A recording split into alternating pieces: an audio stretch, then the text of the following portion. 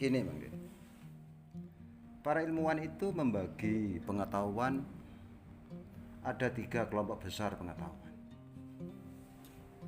Ilmu tentang manusia, ilmu tentang alam raya, ilmu tentang Tuhan. Hanya 3 itu. Dan anehnya dalam sepanjang sejarah adanya manusia ya, penguasaan keilmuan secara lengkap itu nggak ada. Yang jadi pertanyaan, mengapa itu? Nah, itu. Jadi kita manusia ya, maka kita tidak tahu menahu tentang diri kita. Manusia ciptaan, maka yang tahu tentang manusia, tentang kemanusiaan ya, itu ya Sang Penciptanya.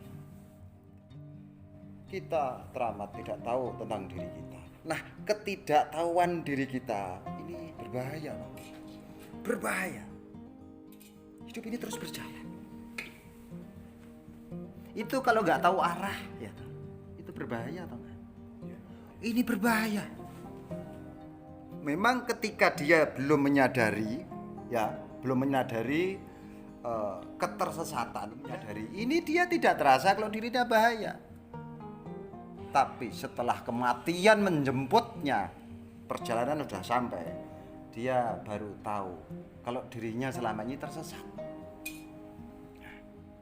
Maka ini sebelum terlanjur batas usia kita mesti butuh pengetahuan dari Sang Pencipta tentang diri kita biar tidak tersesat.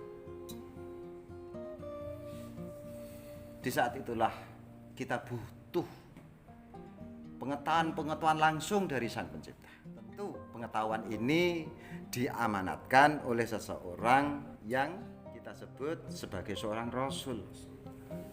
Nah, sifat kebenaran dari Rasul disampaikan kepada umat manusia ya, itu bersifat kebenaran yang intuitif.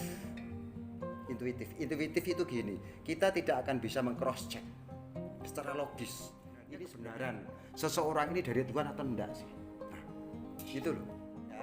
Maka untuk mengetahui ini seorang Rasul atau ngaku-ngaku Rasul, kita mesti butuh tanda-tanda kerasulan. Apa tanda-tanda kerasulan? Satu, yang bersangkutan itu memiliki kelebihan yang sulit dijangkau oleh kemampuan manusia biasa, atau istilahnya mukjizat. Keduanya memang dia itu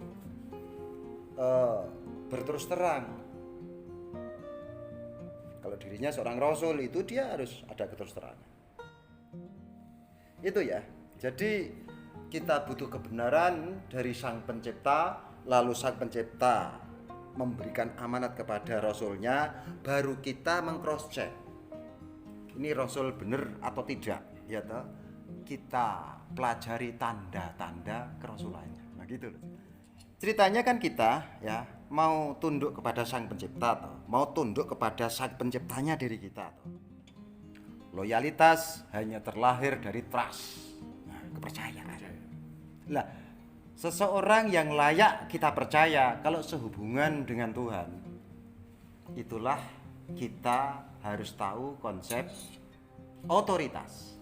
Jadi otoritas akan melahirkan trust ya. Trust itu kepercayaan, baru kita melahirkan loyalitas atau ketaatan. Misalkan kitab suci dipegang oleh orang yang tidak memiliki otoritas yang diangkat oleh Sang Pencipta, maka kitab suci tidak akan menjadi suci lagi. Makanya itulah misterinya Allah menurunkan kitab suci bersama orang yang tahu seluk-beluk detail tentang kitab suci. Jadi kita nggak bisa loh menempatkan kebenaran yang mutlak ketika seseorang mengeluarkan tafsir, tapi tafsir itu belajar dari Al-Quran, itu nggak bisa. Nggak bisa. Kemampuan menafsirkan kitab suci ya, keluasan penafsiran itu jauh masih luas kitab sucinya. Mestinya kalau ciri-ciri khas orang yang memiliki otoritas, keluasan ilmu yang dia miliki itu sama dengan keluasan ilmu Al-Quran, kitab suci. Gitu. gitu ya. Jadi dia mendapatkan pengetahuan bukan dari belajar, itu bukan, tapi langsung dianugerahkan Allah kepada yang bersangkutan. Itu loh cerita.